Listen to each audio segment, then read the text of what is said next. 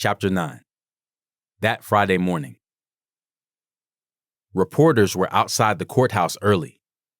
Danny was walking to the entrance of the courthouse when one reporter asked him, "Do you think there's enough evidence to convict your client?" Danny looked down at the reporter and replied, "Whatever happens, happens.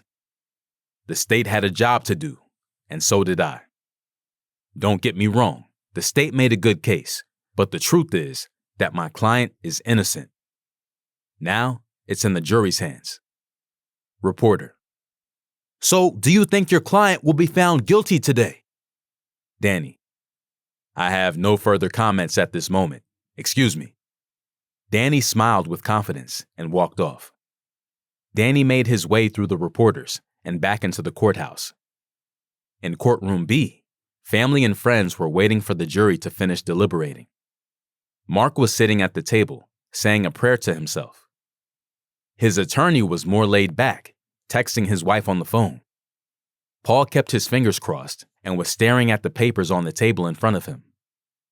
Ralph walked in and had a seat in the back, as he did throughout the trial. He knew he had to beat the traffic after the verdict was read. Jeff was still waiting outside the courtroom, talking on the phone with Tate. "So, I see you didn't make it to the trial, Tate," Jeff asked. "Yeah, I've just been a little busy." "I'm at the station, taking a second look at the Bennett's murder," Tate replied. "Tate, I told you to leave it alone." "I know, but something just keeps bugging me about this case, and I can't put my finger on it," Tate said. "Look, Tate, unless you got something right now, there's no reason for you to be bringing it up. In a few moments, they will have a verdict, and it will be all over, partner. What's done is done. There's no going back. Look, I gotta go. I will call you back, Tate." Jeff hung up and walked into the courtroom.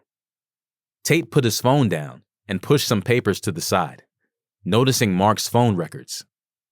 "Oh, shit," he said, and started to go through them. Meanwhile, back in courtroom B, Jeff had taken his seat. Judge Cole had come out on the bench, then the jury walked out, one by one.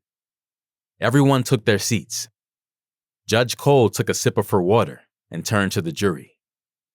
"Okay, ladies and gentlemen of the jury, have you reached your verdict?" A young Hispanic woman, who was juror number 8, stood up from the jury and passed a piece of paper to the court officer. Then, the officer passed it on to the judge. The judge looked at it and said, "You can proceed." She looked at the judge. The whole courtroom was quiet. You could hear a pin drop.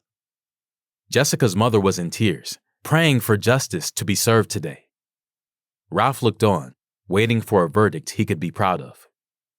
Jeff was reading a text when the young woman spoke. "Yes, Your Honor. We, the jury, find the defendant, Mark Taylor." She paused for a few seconds. The courtroom was at a standstill.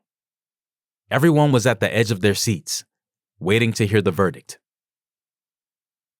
"Not guilty," the young lady said. The family went crazy. Jessica's mother fell to the floor in tears. "Oh, God," she cried. Mark's eyes were wide open with shock. Even he couldn't believe what he had just heard. Instantly, Mark was full of joy. He shook his attorney's hand and said, "Thank you. You did it." Danny looked him in the eyes and replied, "No, we did it." He then closed his briefcase, grabbed it, and started to walk out of the courtroom.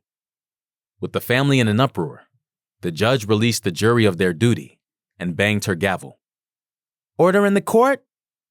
Order in the court," she said. Paul walked over to Danny and shook his hand. "Good defense. I didn't expect the glasses defense.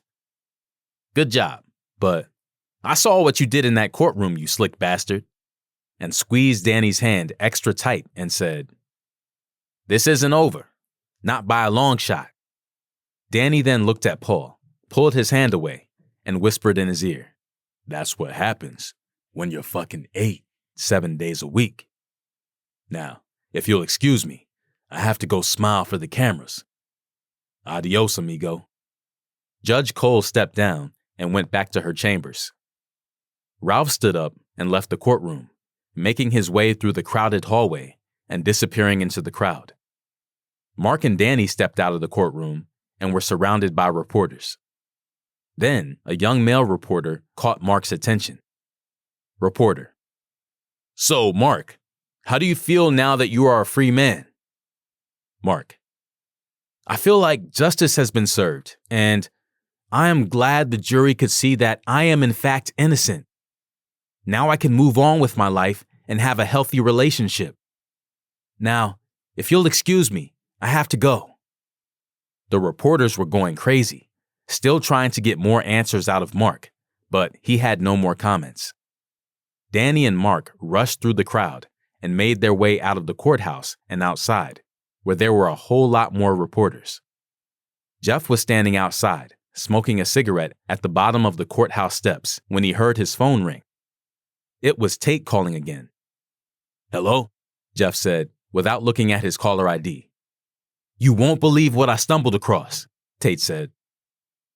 What is it now, Tate? Mark's phone records. As Tate continued to talk, Jeff continued to listen and watched Mark get into a black Lincoln Town car with tinted black windows. The more Tate kept talking, the more Jeff looked confused, wondering where the hell Tate got this information from. Tate went on to say that there were 2 phones pinging from that location at the time of the murder, which indicated that there was someone else involved in Jessica's death, but it was too late. Mark was now a free man. While Tate continued to talk, Jeff started to lose interest in what Tate was saying. Jeff started looking in the direction of the town car, and then slowly put his phone down to his side as Tate was still talking. Mark made his way to the car, opened the back door, and got into the back seat of the black Lincoln Town car. He shut the door and looked over at the person sitting in the back. They looked each other in the eyes and started to kiss passionately. The Lincoln pulled off, and Mark sat back and untied his tie. I thought I was going to be found guilty. My heart was pounding, Mark said. I was so scared that I would never see the daylight again. I'm so glad you got the attorney, honey, Mark smiled as he got comfortable. Well, I didn't want you to go down for her death. I love you too much for that. Danny is a good friend of mine, and he is good at what he does. I never have to question his loyalty, and he knows what to do, especially in cases like this. So now you don't have to question my love for you. We can be together like we planned, and this should prove that I loved you more than she ever did. And don't you ever forget that, baby. Mark smiled, feeling so secure and protected, and said, I love you too, Ralph, and kissed him one last time. To be continued.